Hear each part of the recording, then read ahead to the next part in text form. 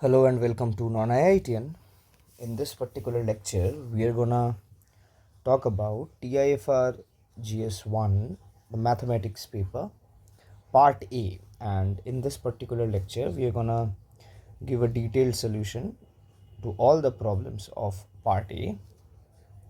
And in the next particular lecture, we are gonna talk about part B of the same TIFR GS 2026. Now, what we are going to do in this particular lecture is we are going to go through each of the problems and then we are going to give a solution to it. We'll give a solution to most of the problems present, but in some problems I might be giving you a hint to solve because those problems might be a bit easy in some sense. Okay, so without further ado, let's start. Okay, so this is the second problem from TIFR GS 2026, and what is the problem says? So what is the value of this particular limit? So limit as n goes to infinity, the product of all the elements k over k plus n whole to the power 1 over n. Now the obvious thing which one would try to go through when you have got this sort of problem is to try it by the Cauchy limit of Riemann integration, the Riemann integration as a definite sum or whatever you say. Fine. So what you can try and do is that, so the most obvious way would be let y would be the product k is equal to 1 to n k by k plus n whole to the power 1 over n, and then you can choose the natural logarithm of y to be, so then this will become summation k is equal to 1 to n, and you have a 1 upon n outside, and this becomes natural logarithm of k over k plus n. But then this is something which you can write as 1 upon n summation k is equal to 1 to n natural logarithm of 1 by 1 plus n by k, right? So this basically becomes, so therefore limit n tends to infinity natural logarithm of y, this becomes integral 0 to 1 natural logarithm of 1 plus 1 upon x, 1 upon 1 upon x, so which is the integration 0 to 1 the natural logarithm of x by 1 upon x, and this integral is extremely easy to solve. Okay, so I'm not gonna solve from here, so you can just solve it up and you will get the answer to be minus natural logarithm of 4. Okay, so I'm just writing here solve to get, this is a very elementary integration. You have probably have studied this in your plus 2. At some point you might be getting something of the sort x ln x where you have 0 here, but then since you'll just take this to be as a limit as probably x goes to 0 of this, but nevertheless there's a very elementary integral with a very minimal use of limits. Okay, so you can easily be able to solve this particular thing, and from here you can easily argue that y is equal to 1 over 4. So this was quite an easy problem. Let us move on to the next question. Now this was also an easy problem. What does it say? So for alpha greater than 0 and for all positive integers n, let n be given as this, then we are being asked about the convergence of A.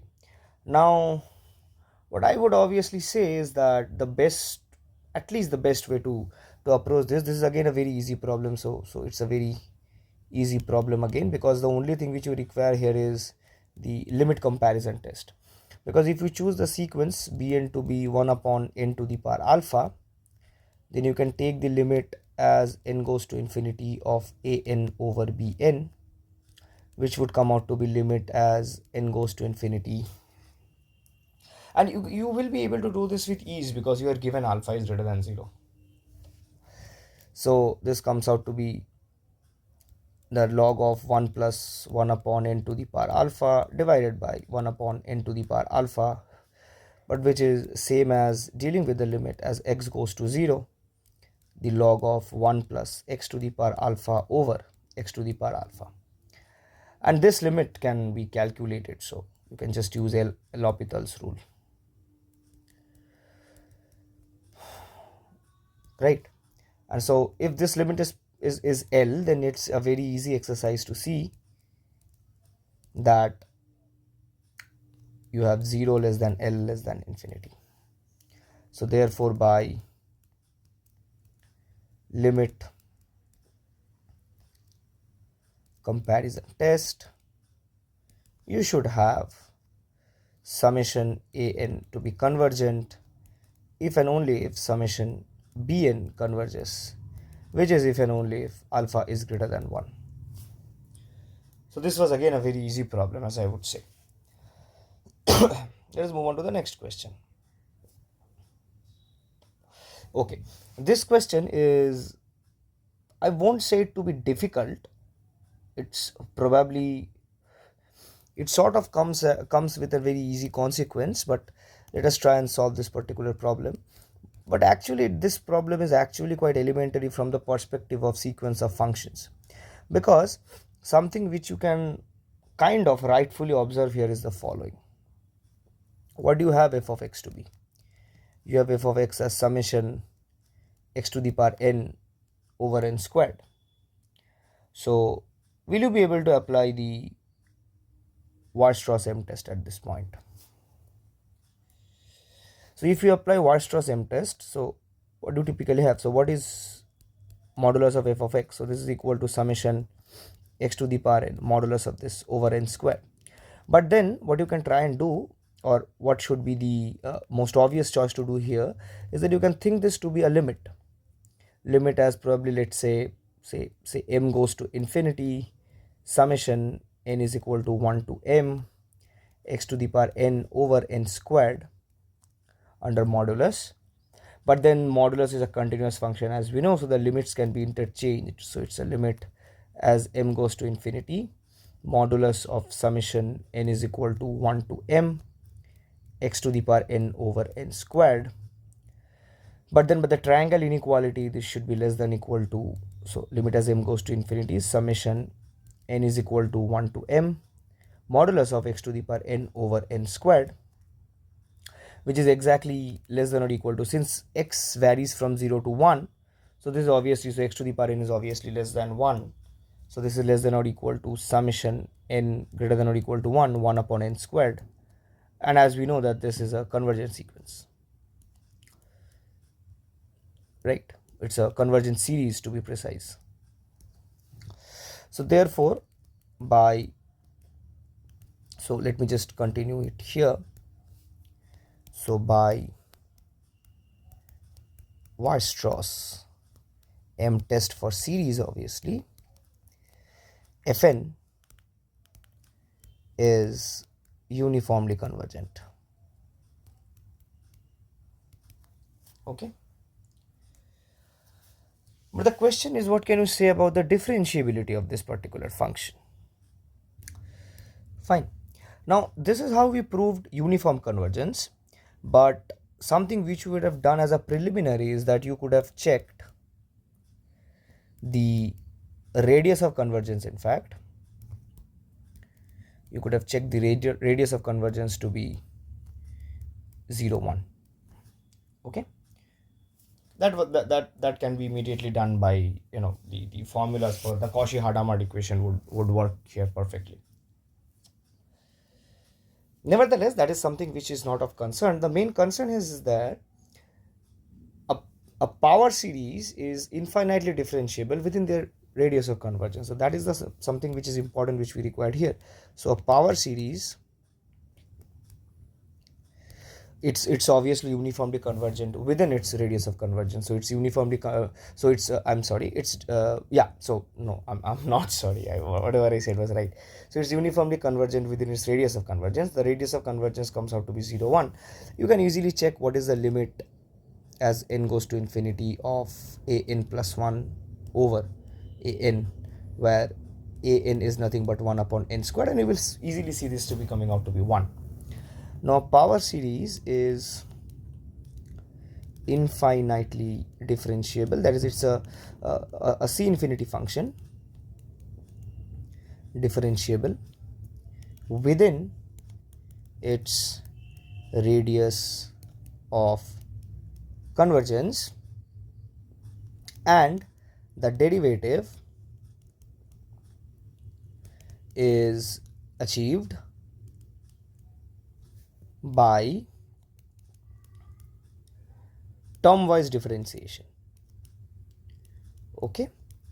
So now, given the radius of convergence is 0, 1, so therefore the derivative of fx comes out to be, so this is again we are talking about within its radius of convergence, so it comes out to be summation n equals to 1 to infinity, so you can get this to be x to the power n minus 1 over n. Fine, it's very easy to see this, I hope, right? But what can you typically check from here? Now see, the first thing which you can do is that you can recheck its radius of convergence. Okay, what should be the radius of convergence? What you can write this is that you can probably write this as limit, so you can shift this by, so you can take this to be 0, and take this to be n, and you can take this to be n plus 1 to infinity, and then you can apply the Cauchy-Hadamard formula again, or you can apply the ratio formula again to get that the radius of convergence of this is still in 0 to 1. So f is obviously differentiable on 0, 1, open 0, 1. But what can you say about the divergence of the derivative as x goes to 1 from the left side? Something which you can probably observe from here is that this is nothing but 1 plus x over 2 plus x squared over 3 and so on. Doesn't this seem to be a bit familiar to you? See, this is nothing but so what can you write from here? So from here what you can see that if you multiply x on both sides, you get this particular series, x plus x squared over 2 plus x cubed over 3 and so on. But this is actually the logarithmic series. So this is actually natural logarithm of 1 minus x for mod of x less than 1. This is the Taylor series. Okay,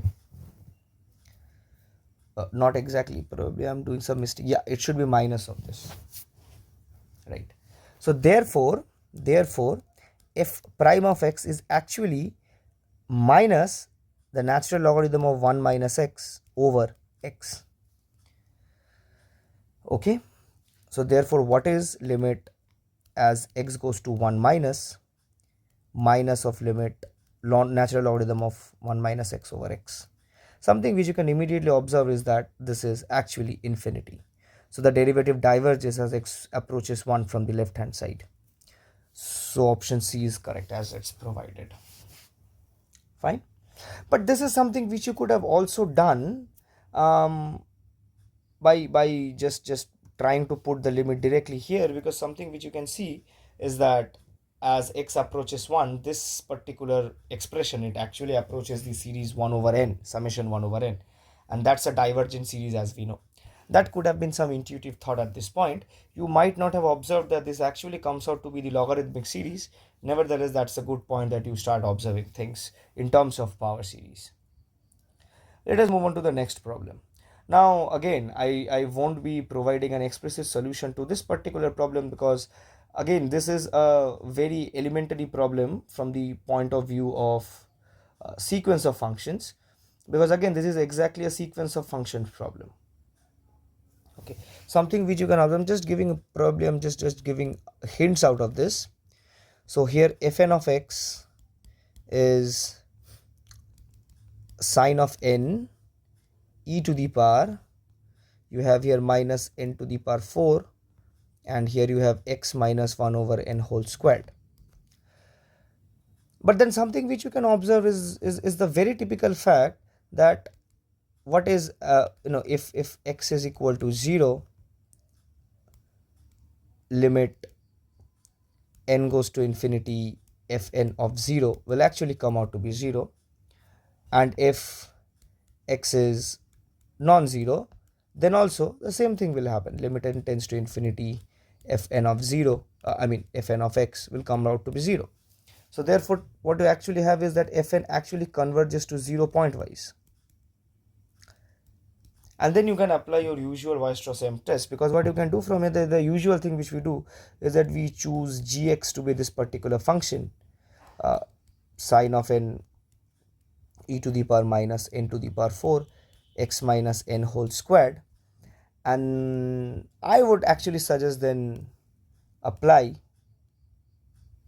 the principle of local maxima, minima, as you have studied in your class 12th.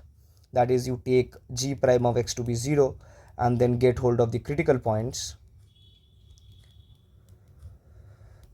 and then you check g double prime of x when is it less than 0, and you will find it to be less than 0 when x is equal to probably it will come out to be 1 over n, I guess, because if you take this, then you will have sine of n here, and this particular thing evaluates to e to the power minus n to the power x minus 1 over n whole square, and then you will get 2 times minus 2 times n to the power 4 x minus 1 over n. Yeah, so that will be 0 if and only if x minus 1 over n is equal to 0. And yeah, so that's quite a very easy observation, and from there you can just check the second derivative to be less than 0 at x equal to n. Nevertheless, what you get is that you get a maximum point here, and then you can choose mn accordingly. So mn, if you recall, it comes out to be the supremum of fn of x minus f of x as x traverses over all the points in the domain, right? And then the way you actually prove the uniform convergence is to check that whether limit n tends to infinity mn goes to 0 or not, if you are able to recall it, the usual Weierstrass test. So this was again a very easy problem to observe, that though it converges to 0 pointwise, it does not converge uniformly on 0 1. Please do check this particular thing. It's actually a very easy proof. Fine. So see, in most of my lectures, you guys might complain that I leave a lot of proofs unfinished and I give a lot of exercises, but that's actually beneficial in some sense, because some elementary contexts need to be done on your own. Obviously, these sort of things I would assume that some particular learner is quite comfortable with, at least theoretically, and these are good exercises to be comfortable with such expressions. Okay, that is the reason why I leave such problems with the reader. Let us move on to the next question.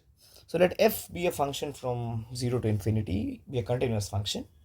Consider the statement limit x tends to infinity if f x equal to infinity, then f is not uniformly continuous.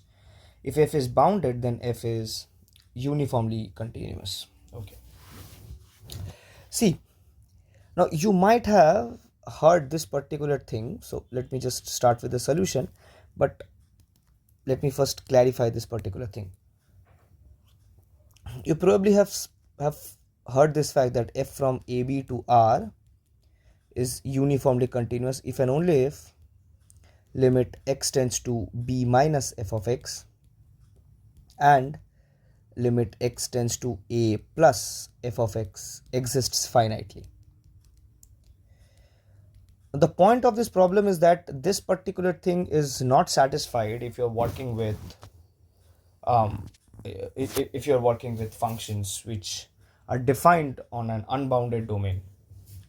Okay, and the best example for the very first problem is that if limit x goes to infinity, you can just choose f of x to be equal to x. Then we know that limit x goes to infinity, f of x is obviously infinity, and this is a uniformly continuous function, because after all it's an identity function, so it's actually an isometry, so it's clearly a uniformly continuous function. Is it clear? So option 1 is obviously false. That's quite a very easy thing to observe. But what about the second part, that is f is bounded, then f is uniformly continuous? What can be said about this particular thing? See, what can you say about bounded function precisely? For example, let me just think of something. Suppose you have limit So if f is bounded, so you need to get hold of something which is bounded, but it's not uniformly continuous. What can you say about the function f of x equal to sine of x squared?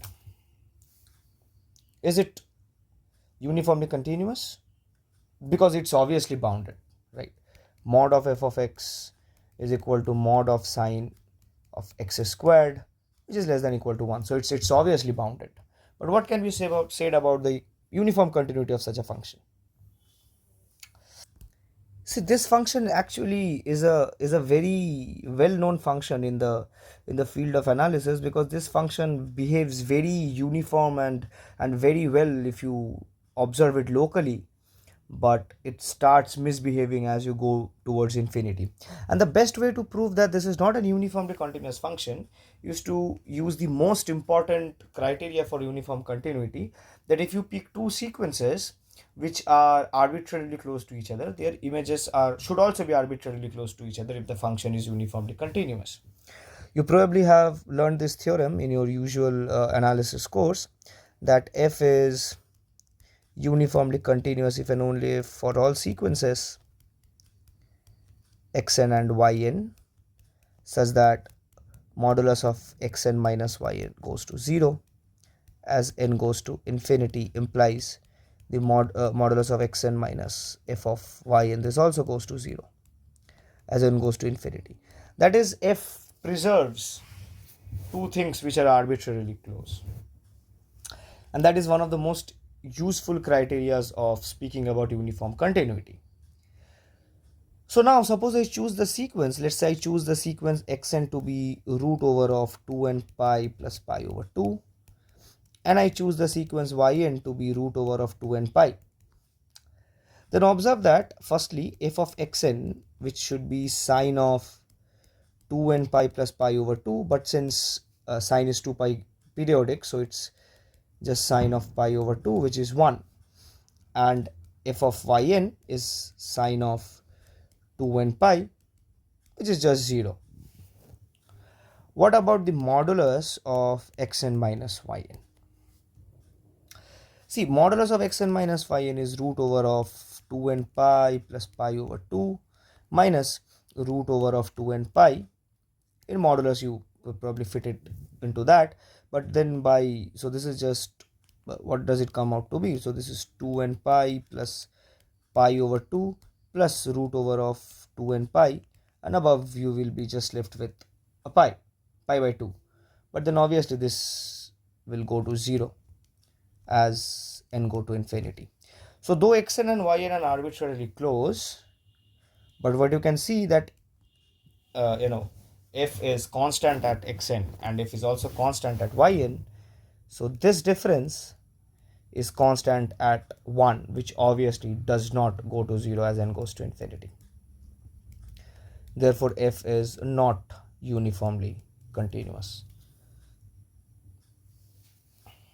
Is it clear? Okay, so this here in this case both 1 and 2 are false. Let us move on to the next problem. Okay, so this is again a very easy problem, to be precise. We are given a set of matrices which are nilpotent, as you can observe. So a to the power 10 is equal to 0. So it's a collection of all nilpotent matrices. And for each such A, we define a linear transformation from this set of all 10 cross 10 real matrices to itself, defined as T A of x equal to Ax. And then we are being asked which of the following statements is true. Now something which you should be clear about this particular solution is that if you have this particular operator over the matrix vector spaces given by this, here the minimal polynomial of T equals the minimal polynomial of A. Okay, and so therefore, since 0 is in the eigenspectrum of A, that is the collection of our eigenvalues of A, that will obviously imply that 0 is in the eigenspectrum of T. That is something which you should be essentially quite clear. Moreover, also, what can see, so that obviously implies that the determinant of t, in the most obvious sense, the determinant of t will come out to be 0. But my question is that what can be said about the trace of ta? Okay, now something which you can observe is that, if see some one thing which is quite obvious here is that every eigenvalue of a is 0. Every eigenvalue of a is 0. But my question is that, is it necessary for every eigenvalue of t to be 0 as well? Because if every eigenvalue of ta is 0, then you are obvious about the fact that the trace of ta is also 0, right? See, now we know there is a very important characterization of nilpotent operators, that is, a particular operator is nilpotent if and only if all its eigenvalues are 0. Now what I want to conclude is that provided a is a nilpotent operator, is t a nilpotent operator as well? Now observe the following very carefully. That is, what is, so you are given t of x to be ax. So that should imply, what is t of x? So this should be t of ax, but then that should be a times t of x, which is nothing but a squared x, right? Because a is a linear transformation defined in terms of a for obvious reasons, and therefore inductively t composed k times gives is just a to the power k of x, which implies that at least t composed 10 times will be a to the power 10 x, which is 0. What does that imply? That t is nilpotent. And once t is nilpotent, what you clearly know is that the eigenspectrum of t is only contained of 0. That is, 0 is the only eigenvalue of t. And hence, therefore, the determinant of t is equal to 0, and the trace of t, which is the sum of all eigenvalues, is also 0. So probably I should have written t subscript a, because that is what is given in the question, but obviously I think it's understandable from the perspective. Nevertheless, that was an interesting problem, not a difficult one, quite an easy one. Let us move on to the next problem. So here we are given that x is a complete metric space and u is a proper dense subset of x. F from u to r is a function, and we are given two statements. So if is continuous, then f can be extended to a continuous function, and if f is uniformly continuous, then f can be extended uniquely to a continuous function. Okay. How should we typically try and approach this particular problem? Solution.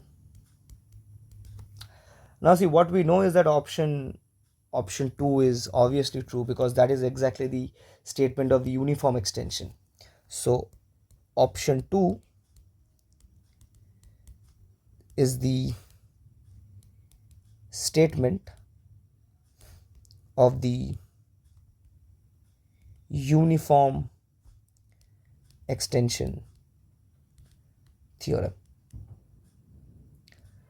And I'll give the algorithm to typically how to construct a function which is the extension. But is option 1 true? So what you can do is that let x be r and let u be q. So we know that q is a proper dense subset of x. Let alpha be any rational number, be a rational number. Be a rational number. Then define f from u to r by f of x equal to 1 upon x minus alpha.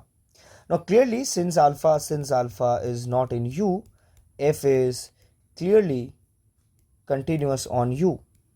But if f is extended to r, the limit as x goes to alpha, f of x must exist finitely, because that is the only exist finitely, because that is the only problem which arises here of continuity, right? Which is not obviously not the case, because that's an infinite discontinuity which you'll get. So which is not the case. Okay, so option 1 is clearly not right, but option 2 is clearly right, because in option 2 you do not have such a case of infinite discontinuity. That is the reason why, that is quite the background of the uniform extension theorem in some sense.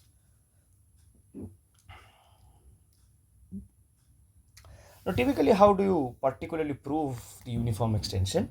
I'm not going into the completely detailed proof, because this particular lecture is not dedicated to proofs for the most obvious reason. But how do we typically construct out such a function? I'm just writing it down here.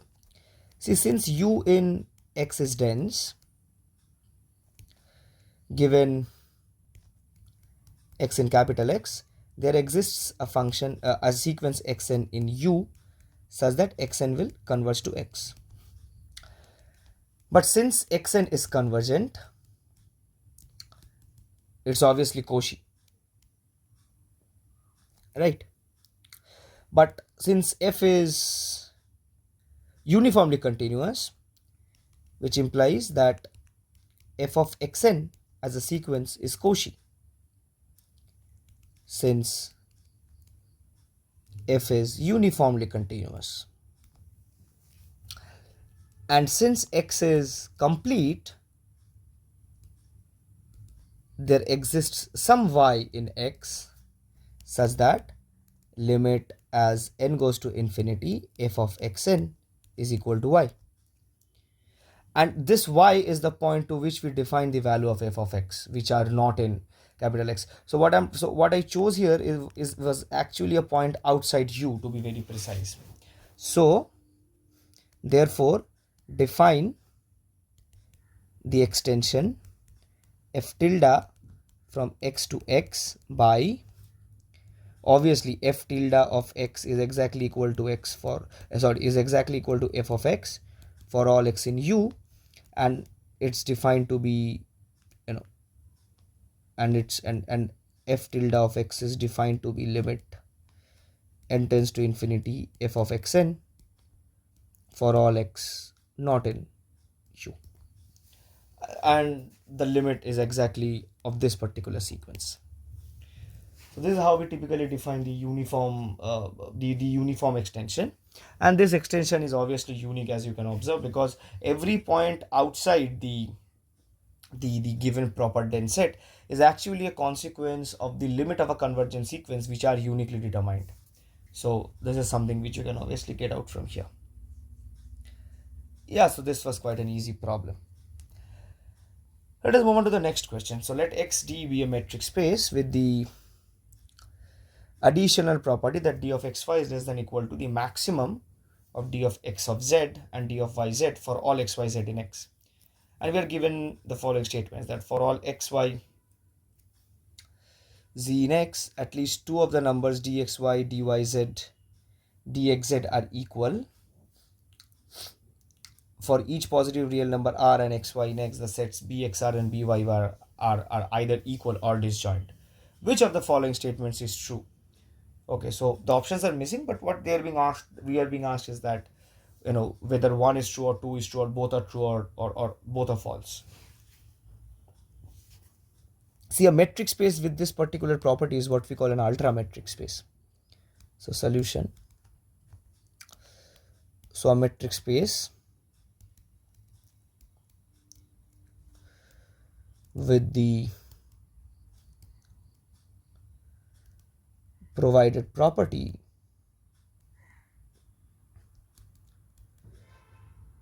is called an ultra metric space.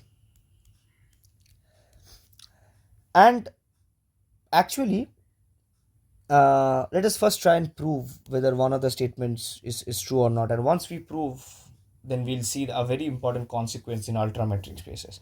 Periodic numbers, which are essentially used in algebraic number theory, forms an ultrametric space. So ultrametric spaces are actually quite prevalent in working out in algebraic objects.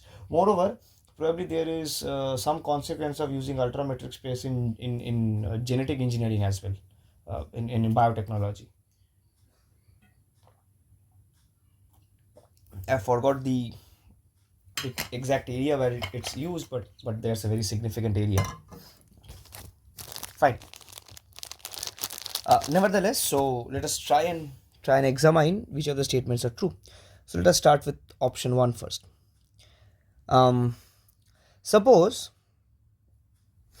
so let first let us choose number. So let xyz be in x, and suppose without loss of generality, let's say d of xy is greater than or equal to d of yz, and d of xy is greater than or equal to d of xz. Also, d of xy is less than or equal to the minimum of d of xz and d of yz. But then observe that now, if d of xz and d of yz are both strictly smaller than d of xy, then what should we have? The minimum of d of xz and d of yz,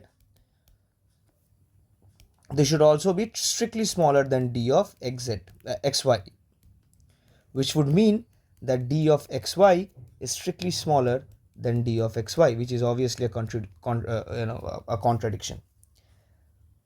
Okay, so none of them can be strictly smaller than d of xy. So therefore, at least one of them must be exactly equal to d of xy.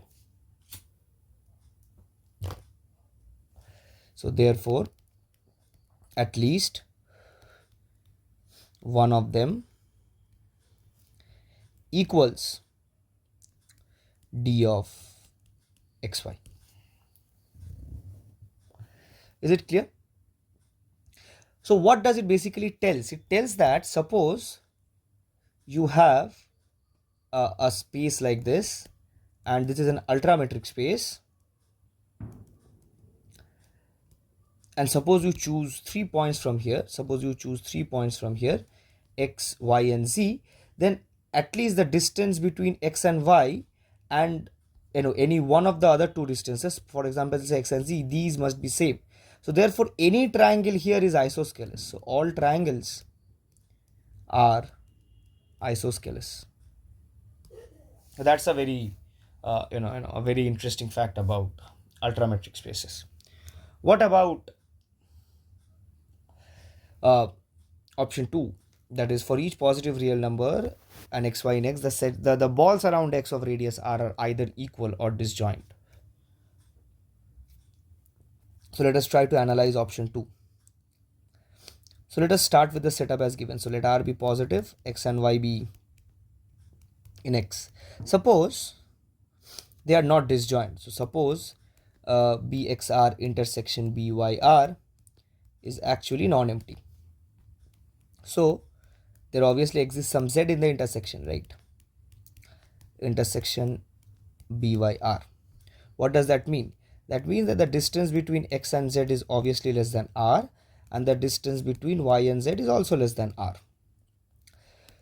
So therefore the distance between x and y, which is by the property of the ultrametric space, has to be less than or equal to the minimum of the distance between x and z and the distance between y and z, because obviously distance is a symmetric function. This should also be less than r. But what does that mean? That means that x belongs to the ball around y of radius r, and y belongs to the ball around x of radius r. Okay, now suppose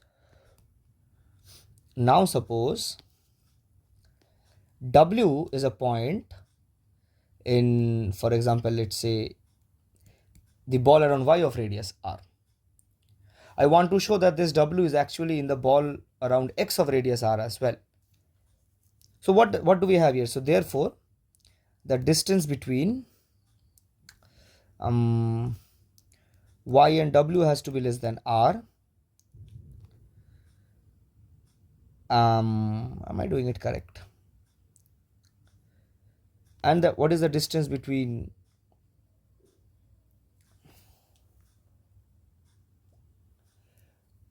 Am I doing it correct? I think I'm doing it correct. See this is I often get stuck while doing some particular proof.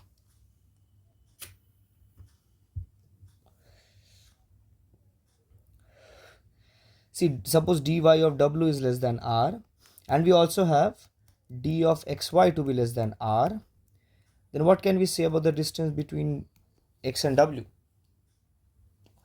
This has to be the minimum, has to be less than or equal to the minimum of the distance of x and y and the distance of y and w, right, which is less than r, right?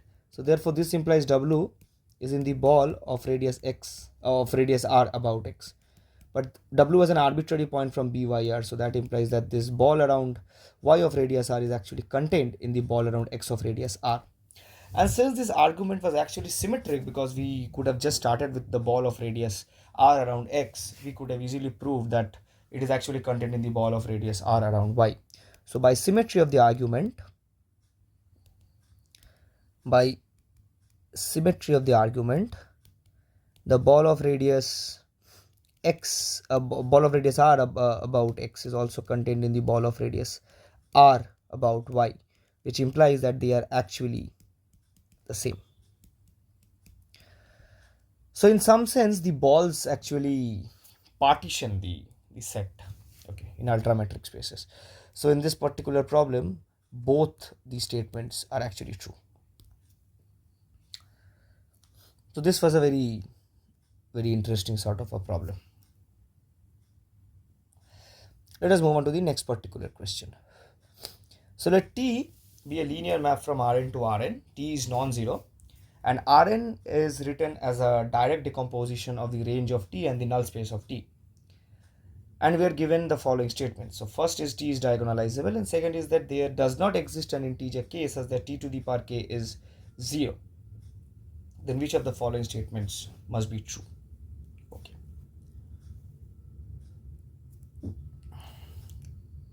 Does it necessarily need to be diagonalizable?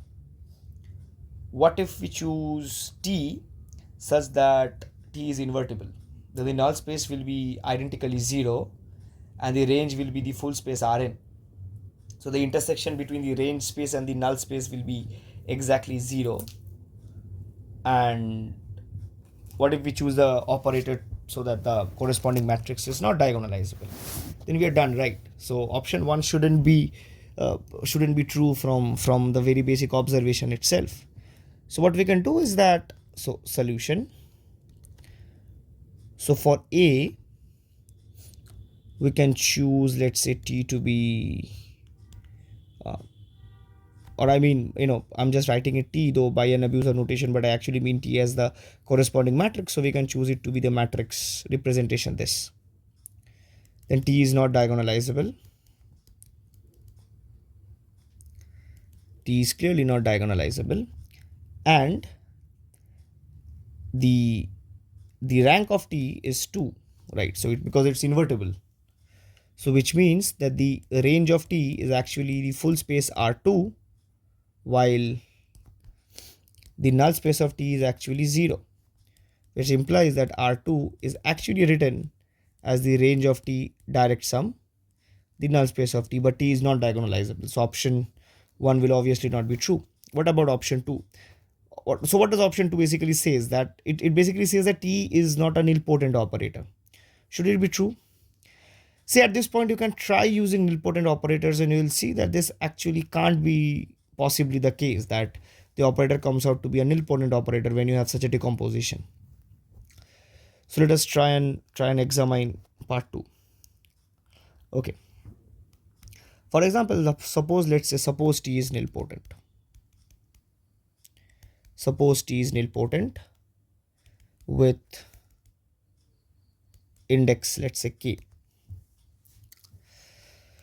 Then by definition, T to the power k, I mean, whenever I say T to the power k, I mean T composed k times, obviously. So Tk is identically 0. So k here, index of nilpotency, is obviously greater than 0. And T to the power k minus 1 is not identically 0, which means that there exists some v such that t to the power k minus 1 applied to v is non-zero. Now suppose I choose w to be t to the power k minus 1 of v, which is non-zero. Then what is t of w? So t of w is t to the power k of v, which is 0, which means that w is well in the null space of t. But something which you can also observe, but w, which is written as t to the power k minus 1 of v, this is nothing but t to the power k minus 2, which is nothing but t of t to the power k minus 2 of v. So what does this imply? So this implies that, so this is a vector, right? This is a vector in Rn. So therefore w must be in the range space of t as well, right? So what does this mean? This means that w is actually in the range space of t intersection the null space of t, and w was non-zero. So which means that Rn, so therefore they have a non-zero intersection. So you cannot take a direct sum decomposition of the range space of t and the null space of t at any cost, right? So, but a direct sum decomposition essentially requires the range space of t intersection the null space of t to be 0. So therefore once t is nilpotent, you obviously cannot pursue that you have this particular case, right? So that was actually a good observation to see, right? That's a very good observation. See, also you could have chosen this to be non-zero, because if it was 0, then t to the power k minus 1 was obviously 0. So there's nothing conceptual about that. And why we could have taken t to the power k minus 2 here? Because we are given that t is non-zero, right? And the index of nilpotency, see, since t is non-zero, the index of nilpotency cannot obviously be 1, right? K cannot be equal to 1, so k has to be at least 2. Right? So t to the power k minus 2 over v makes sense. Is it clear? So here you could have actually taken k to be greater than or equal to 2. So option 2 is obviously true, that t cannot be nilpotent at any cost, and t also is not necessarily diagonalizable. That was a good problem. Now let us move on to the next question, which is question 10. And this actually seemed to be a difficult problem from the perspective of the exam. So what is it being asked? For any differentiable function g from R to R, let AG be the collection of all points x where g of x is 0, and BG is the collection of all the points x such that g prime of x is 0. And S is the collection of all functions g from R to R where g is differentiable and AG intersection BG is empty. Then which of the following statements is true? For every g in S, the set BG is finite. For every g in S, the set AG is finite. There exists g in S such that AG and BG are both infinite. None of the statements is true. Okay, so let us proceed towards the solution. Let us analyze each of the cases one by one. Can AG be finite? So see, AG, the finiteness and infiniteness of AG would be a better thing to work with, because starting with the function itself, we can try and conclude things about the derivative with more ease, at least as I can see. Suppose, let's say, suppose AG, so let me start with this. So suppose there exists G in so G from R to R differentiable such that AG is, let's say, infinite. Okay. Now, by definition itself, AG is contained in 0, 1. And what you have is that it's a continuous function, right? So AG is the zeros, collection of zeros of a continuous function in a compact set. So this particular set will obviously have a limit point, right? Uh, it should obviously be in fact closed, because observe that AG is closed, as if, let's say, x is the limit point of AG, then by definition there should be a sequence xn in AG such that xn converges to x, but then by continuity of g of xn must converge to g of x, but each of g of x's must be 0. So this should be 0 converges to g of x, but that would mean g of x is actually 0, which would mean that x is actually in AG, right? Because we are working within the compact set 0, 1. That is something which you should be concerned about. We are actually working within the compact set 0, 1. So this limit point is obviously not outside the compact set, because the compact set closed interval 0, 1 is actually closed in itself, right? So this is within 0, 1 I'm talking about. This surely exists, right? Because after all, AG is a subset of closed interval 0, 1. And as we know that every infinite set in a compact set has a limit point, right? From the Bolzano-Weierstrass theorem. That is something which we used here to choose that x as a limit point of AG. So I hope you get to hold this particular fact in your sense. Okay, fine.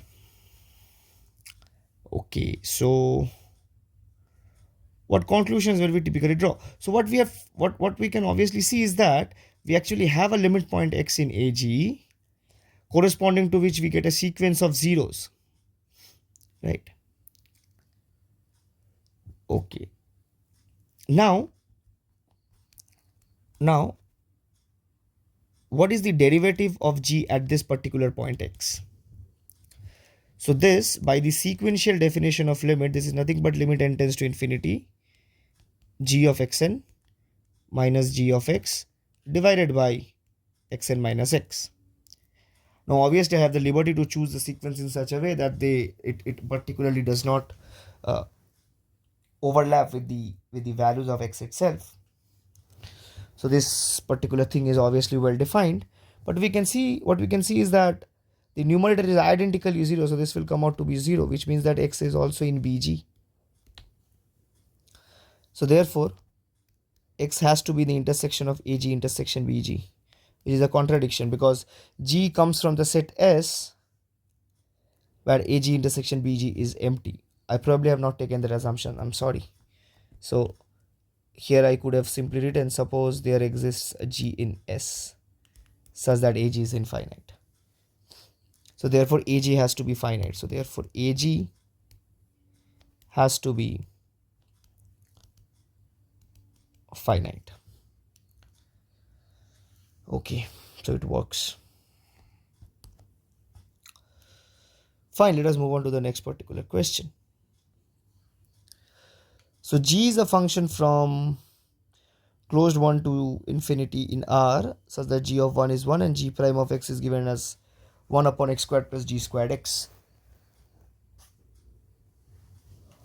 When which of the following statements are true? Okay. What can we actually say about this particular statement? Okay. Let us see the solution of this. See, you have G prime of x to be of the form 1 upon x squared plus G squared x, but then this should be less than or equals to 1 upon x squared, right? Because G squared is obviously, a non-negative quantity.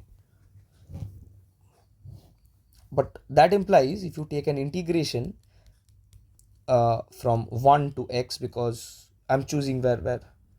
So this is 0, this is 1 of g of t dt.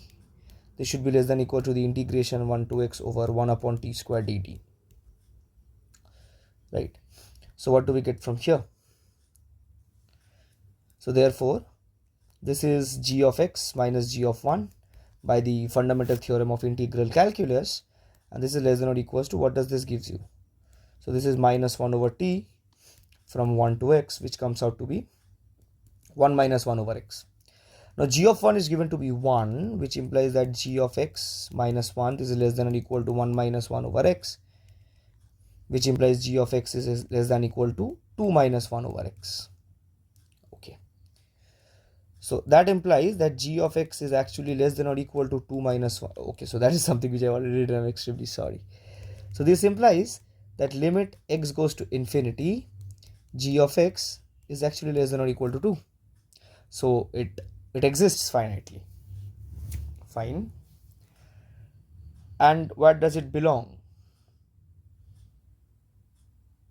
No, we haven't yet proved that it actually exists. We just prove that if it exists, then it satisfies the inequality. It's bounded above. That is all we have proved. Okay, we have seen that. Okay, now g prime of x is greater than 0 for every x greater than or equal to 1.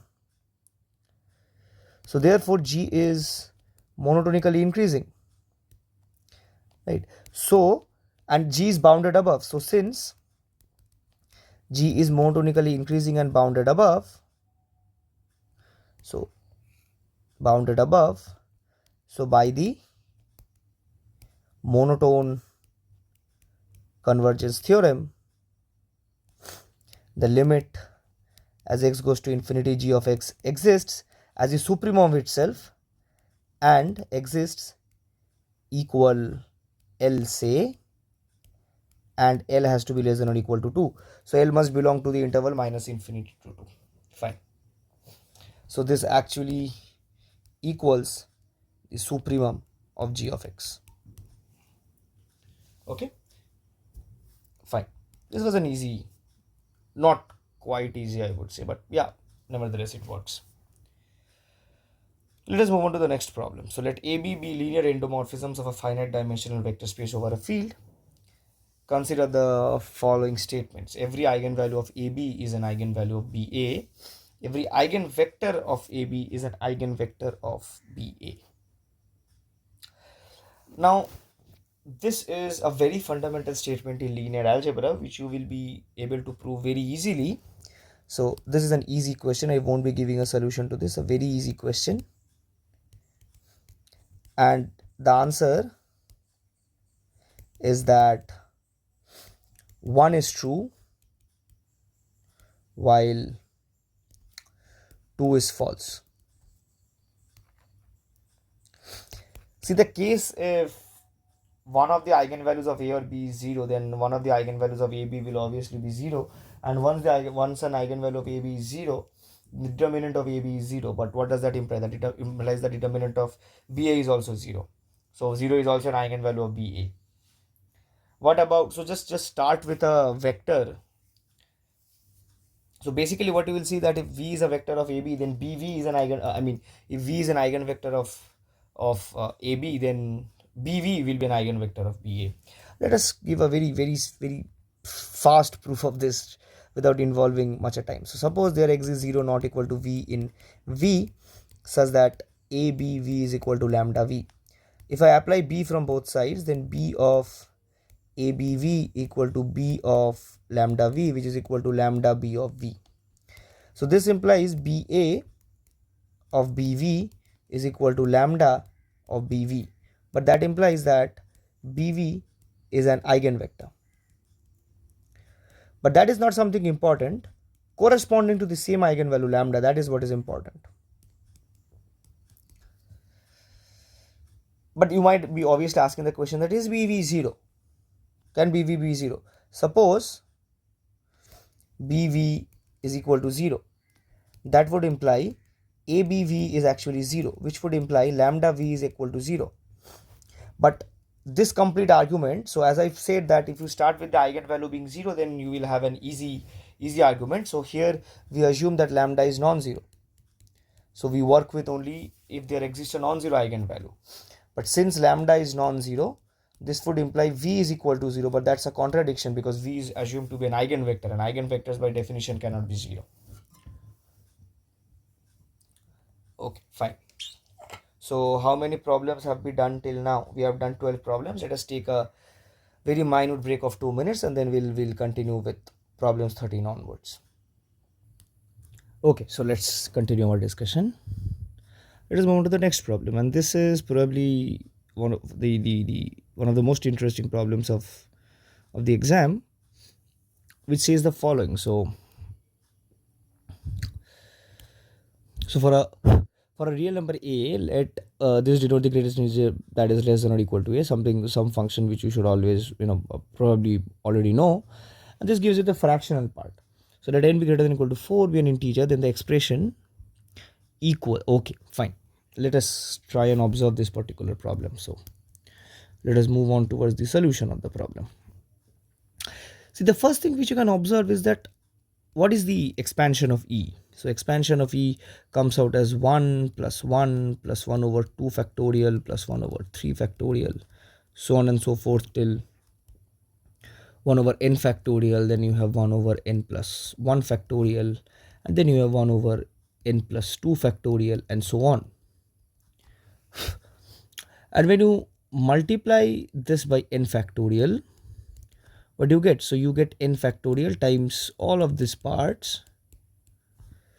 Okay, and you continue this till the 1 over n factorial term, and then you have n factorial over n plus 1 factorial, then plus n factorial over n plus 2 factorial, and so on. But something which you can immediately observe is that this particular quantity is an integer, right? Because n factorial plus n factorial plus n factorial over 2 factorial is basically an integer, then n factorial over 3 factorial will also come out to be an integer. So all of these terms are integers, right? So therefore, the fractional part of n factorial e will actually come out to be the decimal portion, which is exactly this particular part,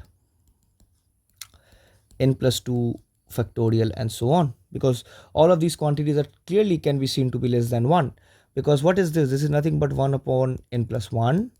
This is 1 upon n plus 1 into n plus 2, and so on. So all of these quantities are less than 1. So these typically give you the fractional part of this particular value.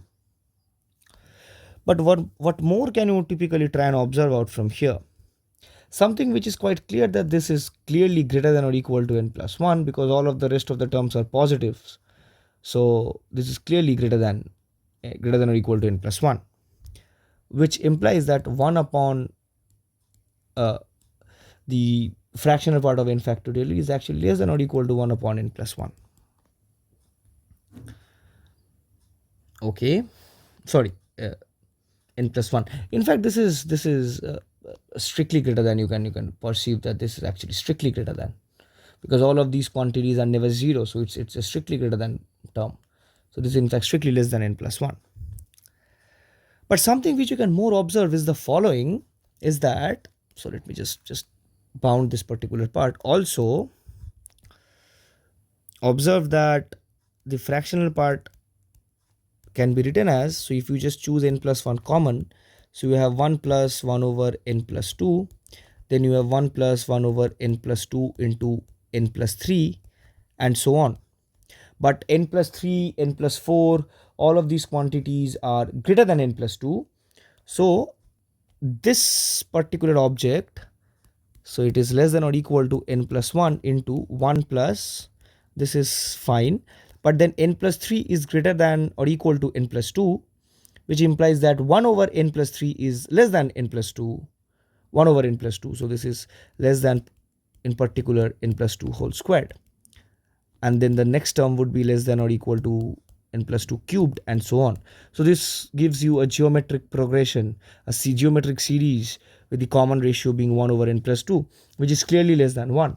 So therefore, this is equal to 1 upon n plus 1 into 1 by 1 minus 1 over n plus 2.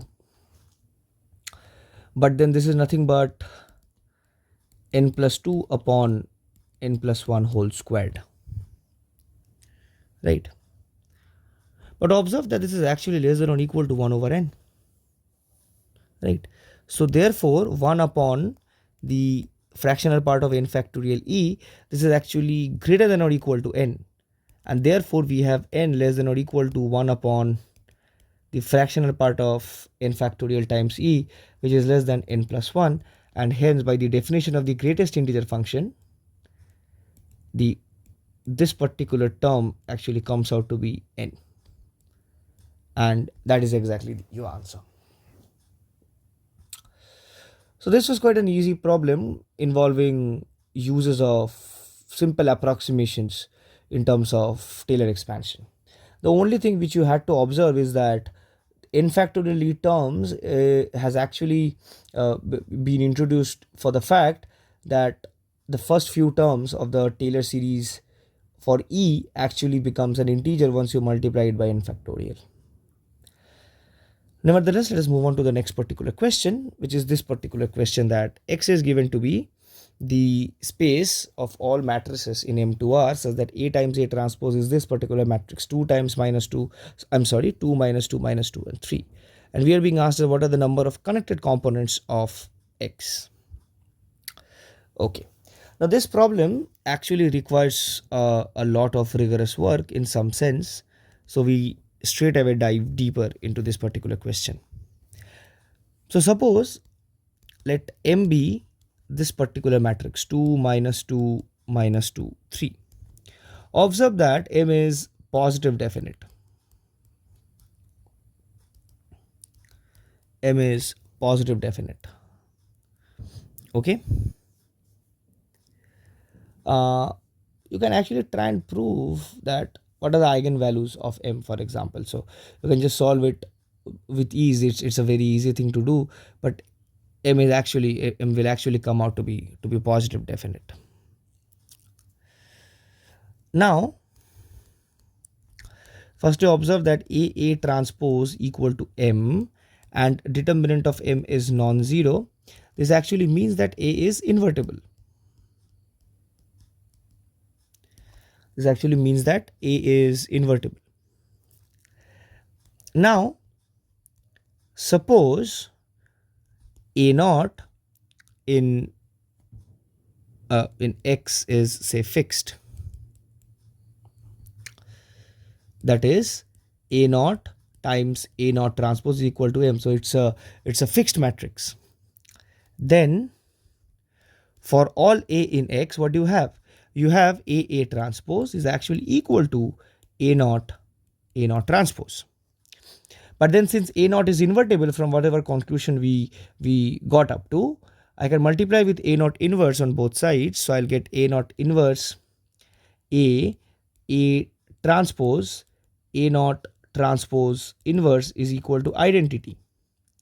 But then A naught transpose inverse is actually A naught inverse whole transpose. Nevertheless, we do not require that. So from here, what do we typically conclude? So A naught inverse A times A naught inverse A transpose is actually identity, right? So what does that mean? So therefore, so I'm continuing it here. Therefore, A naught inverse A is orthogonal. That is, A naught inverse A belongs to the orthogonal group of 2 cross 2 real matrices. Okay. Therefore, there exists some orthogonal matrix O in the group of orthogonal 2 cross 2 orthogonal real matrices such that you can write A as A naught times O. Is it fine? Okay. Now observe that now, so this belongs to X, right? Now if you choose the map F from the collection of all 2 cross 2 orthogonal matrices over R to X by F of O being A naught times O, so it's a continuous map. It's a continuous map, and this is a well-known example in the context of topological groups. It's a very interesting phenomenon working in topological groups. So it's a continuous map. Not only it's a continuous map, it's in fact a homeomorphism. It's in fact a homeomorphism. This is in fact an invertible bijective map, bijective continuous map. So what would that imply? That would imply that the number of connected components of X equals the number of connected components of the orthogonal group of 2 cross 2 real matrices. And the orthogonal group of the 2 cross 2 real matrices, this is actually the collection of two disjoint connected sets, one which are having determinants exactly equal to 1. So these constitute of all the rotations. Disjoint union, the matrices whose determinant is actually -1, which constitute of all the reflections. So the orthogonal group actually constitute both these transformations. And so the number of connected components of the orthogonal group of 2 cross 2 real matrices is actually 2, which implies the number of connected components of X is actually 2.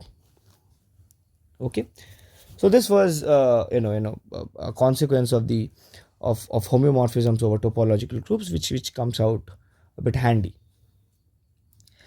Let us move on to the next particular question.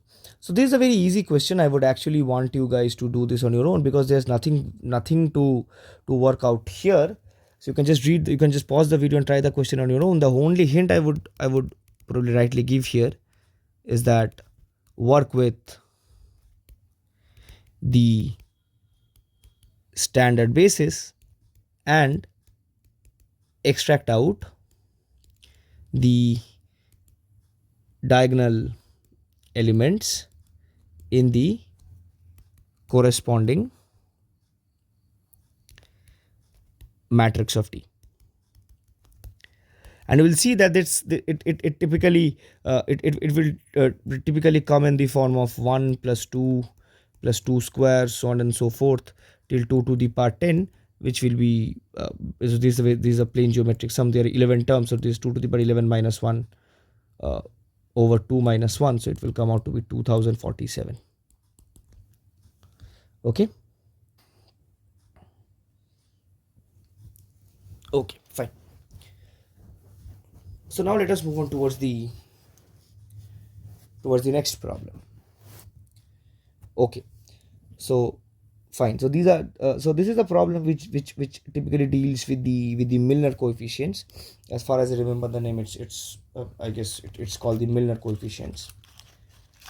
Okay, fine.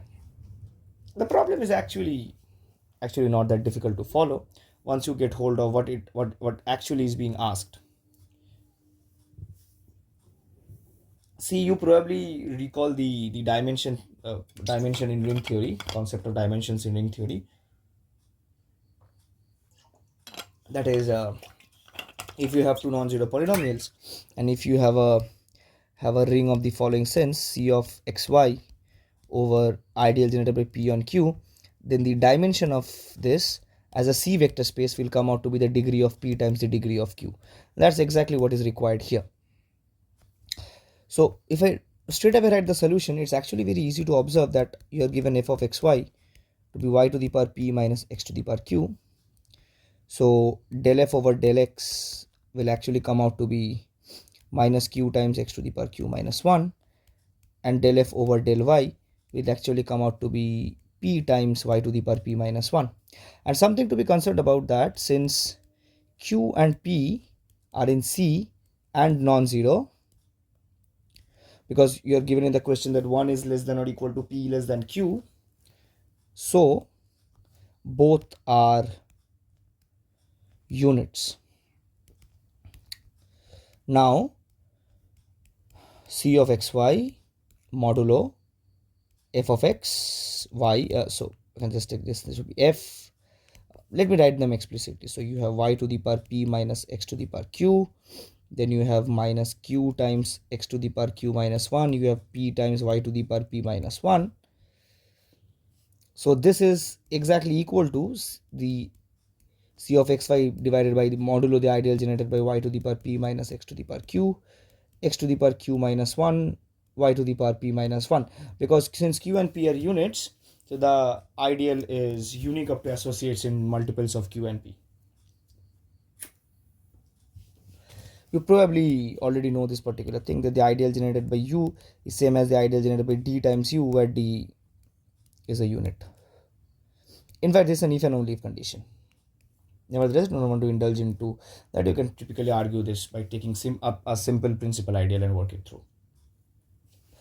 But now here is something very important to observe, that now x to the power q can be written as x times x to the power q minus 1, and y to the power p can be written as y times y to the power p minus 1.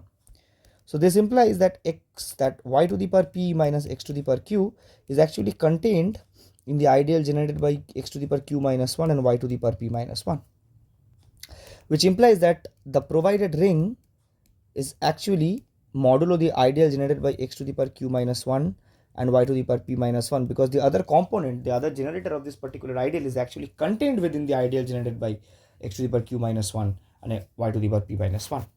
And as we said, so therefore the dimension as a C vector space, that is all I think what is being asked here. So dimension as a C vector space of this particular ring, was there a name given? V, actually equal to the degree of the first polynomial, which is q minus 1, times the degree of the second polynomial, which is p minus 1. So it comes out to be p times q minus q plus 1. So option B is the correct answer. Let us move on to the next question. Okay, so let gamma be in R2 with a graph of y is equal to sine of x, and let L be a line in R2. Okay, such that the cardinality of gamma intersection L is equal to n. So basically what is being said here is the following. So you have the you have the graph of sine of x extended to both sides, and you have a line in R2, and we are being asked that what are the possibilities of the cardinalities of the intersection of the line and this particular graph. Now it's quite obviously seen that we are only being asked about finite intersections, because we are given the intersection to be n, which is a natural number, and we are being asked about the possibilities of n. So we are only concerned about the finite intersections. And something which you can observe is that you can, if you simply choose a line which has a very narrow slope, a line for example something like this, then you will be easily able to go beyond intersecting points of 10. For example, you have 1 2 3 4 5 6 7 8 9 and 10, and then here, so if you just extend it here, then you will get 2 more intersections, or at least 1 more intersection. So this is obviously not a true statement. Moreover, something which you will be able to observe here is the following. For example, if you suppose you draw a line like this, which you will be able to construct, then this intersects it at only one point, so there is a possibility of n being odd. But there's a very interesting consequence in algebraic geometry, that if you have a line which is tangential to a, mind me saying it is tangential, that is it touches the graph of a function which is locally quadratic. So this function is locally quadratic, which touches a function which is locally quadratic at some particular point, then that point of touching is actually considered to be 2, usually like we do in case of quadratic equations. A single root is actually considered to be a multiple root up to multiplicity of 2. So if you have a line in some sense which probably say it might intersect at multiple points, I'm not caring about that, but whenever it touches some particular point, we consider this to be counted twice. So the typical fact here is that you probably will be able to choose a function which intersects it at exactly one point and touches the other point. So let me just give a precise diagrammatic. I am not being able to, yeah, fine. So it touches it at one point, it intersects it at one point. So no, that is not something which I'm concerned about. So it touches it here, and I want a twice intersection, so I can go something like this. Yeah, this is something which I was talking about. So it intersects it twice, and it touches it tangentially at one point. So each of these count once, and here you take the count to be 2. So you have a total number of even intersections. So you have possibility of n being odd, you have the possibility of n being even, and you also have the possibility of n being more than 10. So the only possible option is none of the remaining 3 options is is correct. I've not been able to get a very rigorous proof of this particular statement, but as I was studying algebraic geometry the previous day, I came up to this particular fact that touching tangentially to a locally quadratic graph actually counts twice. So yeah, that's when the geometrical interpretation of this particular problem kind of tricked. Let us move on to the next question. But okay, so this question actually is a direct consequence of Taylor's theorem. So it's a direct consequence of Taylor's theorem. And if you have studied complex analysis, then problems of this particular type you might have obviously dealt with if you have prepared for CSIR NET exam. Something which you can kind of see from here is that if you are able to write f of x in a region of origin, then you will get something of this particular type. So plus f double prime of 0 over 2 factorial and so on, sum x squared and so on. And you are given this particular statement to be less than or equal to modulus of x cubed. What you can do is that you can just divide by x every time and take the limit as x goes to 0. That would be the exact criteria. So what is mod of x minus 1 minus x squared? So this will come out to be f of 0 minus 1 plus f prime of 0 minus x plus f prime of f double prime of 0 minus 1 over 2 x squared, and plus you have order of x cubed. So you can just take the piano form. So you can take this to be the order of x cubed, which has the well-known term the piano form, by taking the remainder term.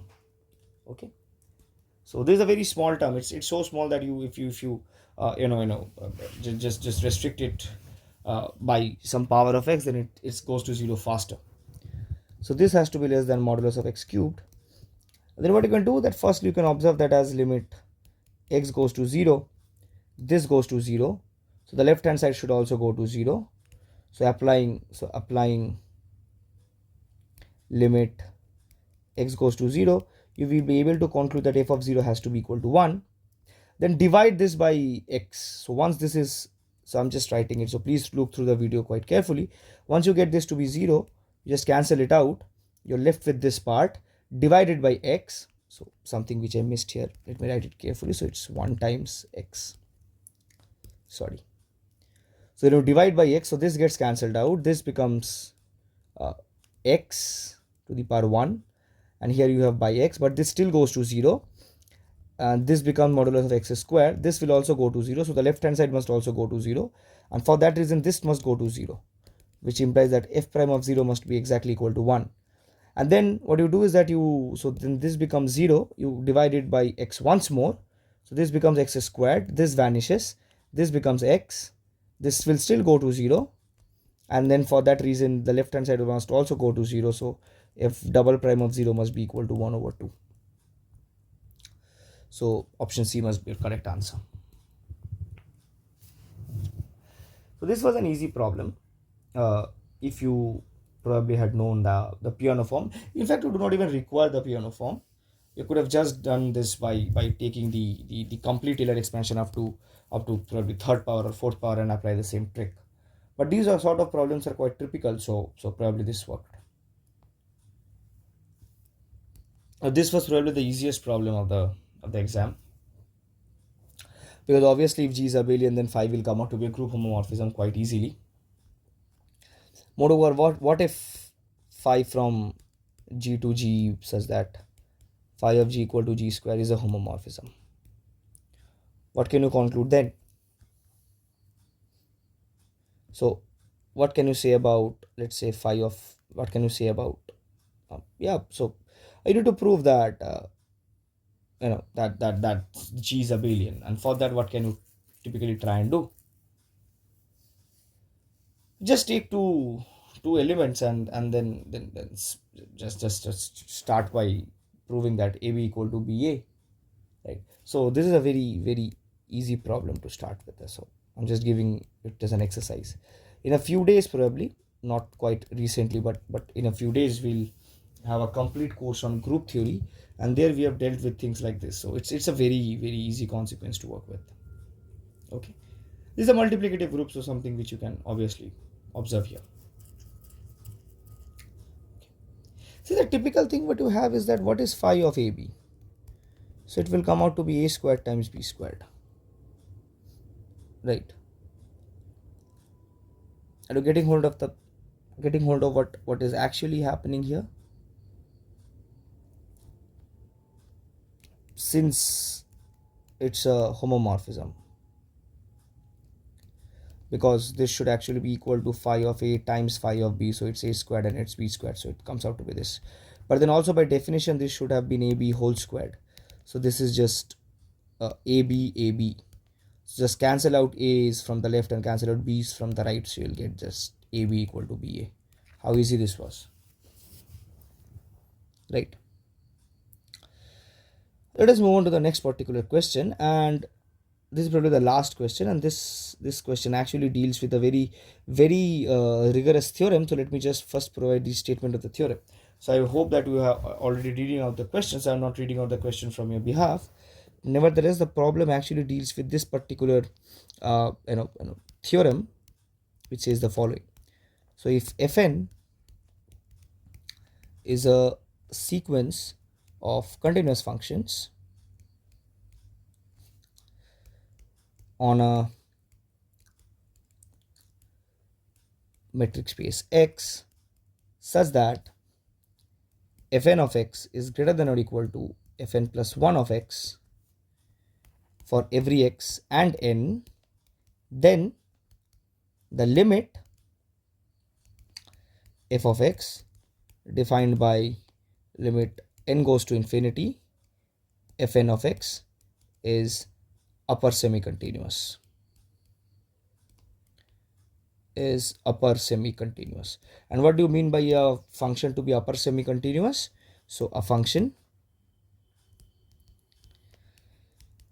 f is said to be upper semi-continuous if the limit as say y goes to x of the supremum of f of phi, this is less than or equal to f of x. Okay, now from the context of the problem, what you can actually see is that what is the left hand limit of a function? How is it defined? So we usually write it as fx minus, so this is just limit as t goes to x from the left hand side of f of t, and the right hand limit comes out to be the limit t goes to x from the right hand side of f of t, right? And it's a very easy observation that this particular inequality holds with ease. Okay, now in our scenario, observe that we have the exactly same hypothesis of this particular theorem. You have a sequence of continuous function over a metric space which is continuous, which is increasing, and the sequence fn is continuously increasing, and the sequence fnx of real numbers is decreasing for all x in here. Let f be the limit, so it's increasing in terms of n and it's decreasing in terms of x. Nevertheless, that is not something which we should be typically concerned about. Did I do it right? Nevertheless, we do not require it at this particular point, because let's see what happens here. See, first of all, is the sequence upper semi-continuous? Yeah, so it's increasing for each n, right? Yeah, so we are good to go. F of n of x is greater than or equal to fn plus 1 of x, so it's increasing in terms of n, right? And that is exactly what is given here, so it's upper semi-continuous, right? Now f is upper semi-continuous,